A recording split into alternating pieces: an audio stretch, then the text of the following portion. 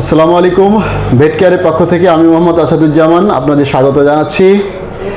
শুধু খামারি ভাই বোনেরা, আজকে আমরা টার্কি মুরগি পালন সম্পর্কে একটা গুরুত্বপূর্ণ বিষয় নিয়ে আলোচনা করব। যারা টার্কি মুরগি লালন পালন করেন তাদের জন্য এই বিষয়টা কিন্তু খুবই গুরুত্বপূর্ণ। যারা হেসিংয়ে যেতে চান, যারা প্যারেন্টস রয়েছে তাদের জন্য আজকের ভিডিওটা কিন্তু খুবই গুরুত্বপূর্ণ। আমরা প্রাকৃতিকভাবে টার্কি মুরগি প্রজনন করার চেষ্টা করি, কিন্তু ভালো হেচিং রেট পাচ্ছি না। আমাদের এখানে আছেন ডাক্তার আনোয়ার হোসেন শাকিল সাহেব। উনি আজকে আমাদের এই বিষয়গুলো জানাবেন যে অনেকেই দেখেন এই সমস্যাটার মধ্যে পড়েন। সেটা হচ্ছে যে টার্কি মুরগি আমরা লালন পালন করি সঠিকভাবে, যেমন 5টার জন্য একটা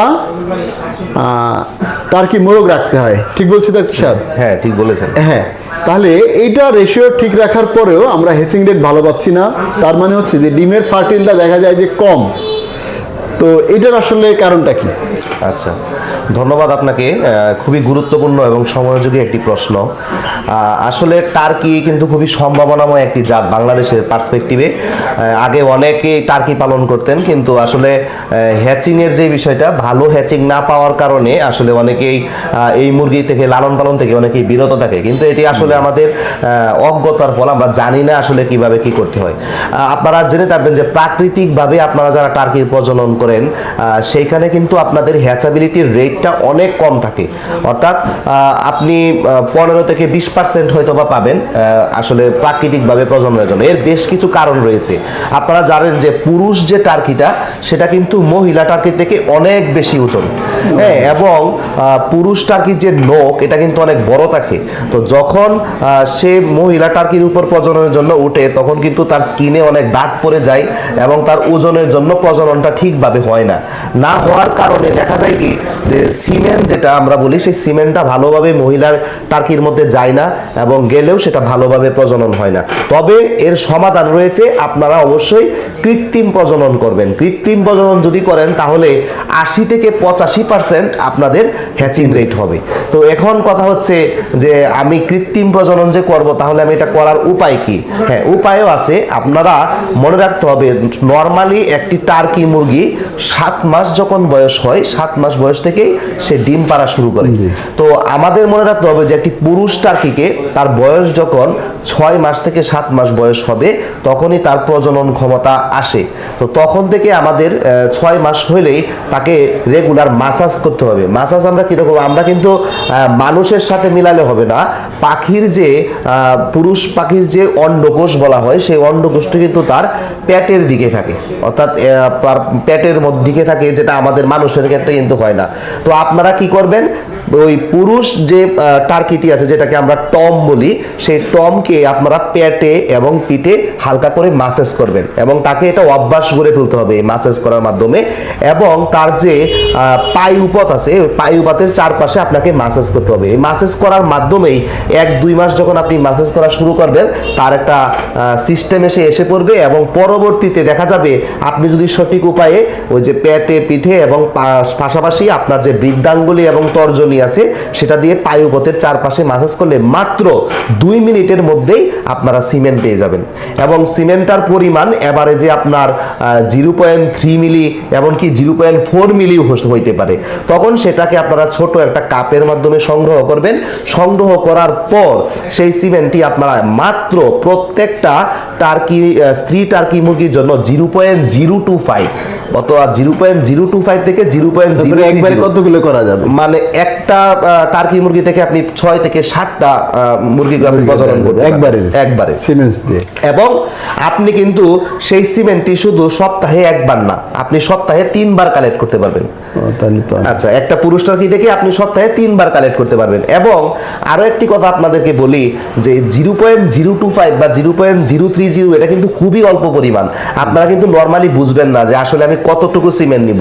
আপনারা করবেন কি যে 1 ফোঁটা এক ফোঁটা থেকেও অল্প কিছু সিমেন্ট আপনারা আমরা যে ইনসুলিন দেই যে সিরিঞ্জগুলি খুবই ছোট আকারের, সেই ইনসুলিন সিরিঞ্জ দিয়ে আপনারা স্ত্রী মুরগিকে ধরবেন। ধরার পর তাকে আপনারা তার পেটে পিঠে ম্যাসেজ করার পর যে তার পায়ুপথ যেটা আছে সেটাকে আপনারা একটা কাজ করতে হবে। সেখানে হচ্ছে যে তার বাম সাইডের যে পেট আছে সেখানে আপনাদের চাপ দিতে হবে এবং পিছনে পায়ুপথের এদিকে আপনারা একটু চাপ দিবেন। চাপ দেওয়ার কারণে হবে কি যে তার ক্লোয়েকা বলা হয় এবং তার ডিম্ব নালী যেটা আছে সেটা বাইরে বের হয়ে আসবে। বাইরে বের হয়ে আসার পর আপনারা সেই সিরিঞ্জটিকে 1 ইঞ্চি পরিমাণ ভিতরে নিয়ে যাবেন। নিয়ে যাওয়ার পর সেই সিমেন্টটা পুশ করবেন এবং এটা যদি আপনারা করেন তাহলে কিন্তু 80 থেকে 85% আপনাদের হ্যাচাবিলিটি রেট আসবে। এবং টার্কি মুরগি কিন্তু খুবই একটি সম্ভাবনাময় জাত এবং আপনারা জানেন যে এর যে দেহের যে আকার বা যে তার যে মানে সৌন্দর্য বর্ধনের কারণে মানুষ কিন্তু টার্কি মুরগির প্রতি খুবই আকৃষ্ট হয়।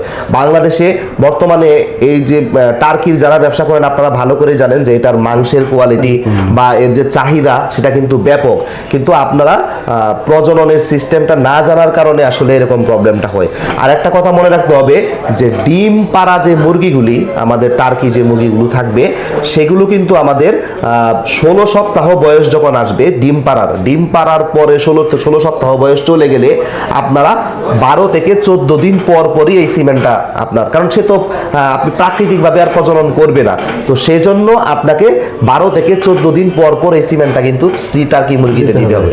এবং আরেকটি কথা মনে না রাখলেই হবে যে পুরুষ টার্কি কিন্তু আমাদের মানুষের মতো না, তারা কিন্তু তার যে পার্টনার যেটা সেটা প্রাকৃতিকভাবে যারা প্রজনন করেন যে আমি তো ভাই আসলে সিস্টেমটা জানি না কিভাবে করতে হয়, আমি কি করব।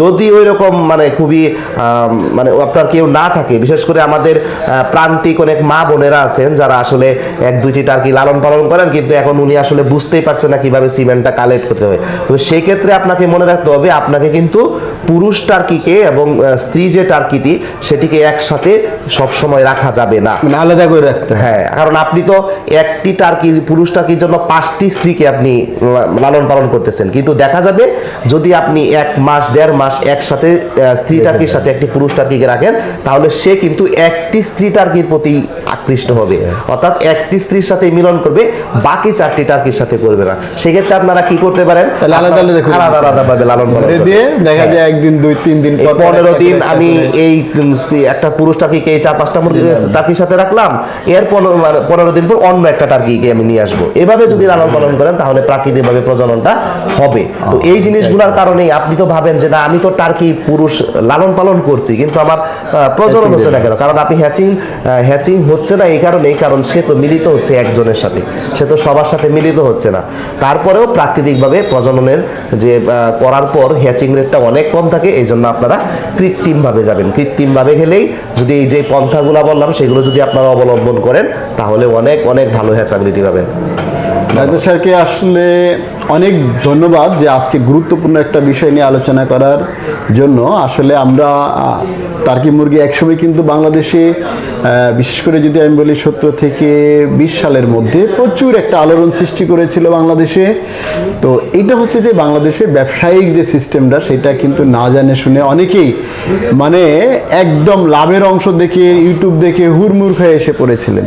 তো কোনো ইউটিউব ভিডিও দেখে আপনারা লাভের সম্ভাবনা দেখে হুড়মুড় করে আসবেন না, সেটা যাচাই বাছাই করে আসবেন। এটা হচ্ছে একটা শৌখিন মুরগি, এটা মাংসের জন্য ভালো, এটারও ব্যবসার সম্ভাবনা রয়েছে। এখনও যারা লালন পালন করছে তারা কিন্তু ভালো বেনিফিটেড হচ্ছে, তার কারণ একটা বাচ্চা 200 থেকে 400 টাকা একদিনের বাচ্চা বিক্রি হচ্ছে, ডিমের বাজার দাম বেশি, তো সব মিলে হচ্ছে যে এটার বাজার দর এখনও কিন্তু বেশি রয়েছে। কিন্তু মার্কেটিং সিস্টেম জানা না থাকলে আপনি ঠকে যাবেন, আপনার কিন্তু মার্কেটিং সিস্টেমটা জানা থাকতে হবে। তো এই যে সব মিলাই হচ্ছে যে কোনো জিনিসে আমরা লালন পালন করি না কেন তার জন্য প্রয়োজন হচ্ছে আসলে এটা লালন পালনের পাশাপাশি মার্কেটিং সিস্টেমটা জানা। তো এটা এই ধরনের আমরা আরও ভালো ভালো বিষয় নিয়ে আলোচনা করব ডাক্তারদের সাথে। এবং কৃত্রিম প্রজননের কথা বললেন, আমরা কিন্তু আসলে কৃত্রিম প্রজননটা আসলে অনেকে বুঝবে না ডাক্তার সাহেব, এটা কিন্তু আপনার একটা দায়িত্ব হলো এখন হাতে কলমে দেখাই দেওয়া। আমরা ইনশাল্লাহ চেষ্টা করব কোনো টার্কি খামারে গিয়ে তাদের সাথে একত্রিত হয়ে যে এটা হাতে কলমে দেখানো যায় কি না। তো ইনশাল্লাহ সবাই ভালো থাকবেন, সুস্থ থাকবেন, অন্য কোনো ভিডিওতে আবার দেখা হবে। আল্লাহ হাফেজ।